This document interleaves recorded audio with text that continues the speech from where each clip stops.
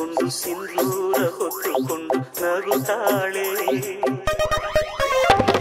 ಪಲ್ಲಿಗೆ ಪಲ್ಲಕ್ಕಿಗೆ ನಾನೇ ಒಡತಿ ಎಂದು ಮೆರಿತಾಳೆ. ನನ್ನ ಬಾಳ ಭಾಗ್ಯ ದೇವತೆ ಅತಿ ಪ್ರೀತಿಯೂರ ವಂಚಿತೆ. ಇನ್ನೊಂದು ಜನ್ಮವಿದ್ರೆ ಮಗನಾಗಿ ಹುಟ್ಟುವೆ, ಕಣ್ಣಿಗೆ ಹೆಜ್ಜೆ ಜೋಪಾನ ಮಾಡುವೆ, ಜನುಮದ ನಾಯಕಿಯೇ.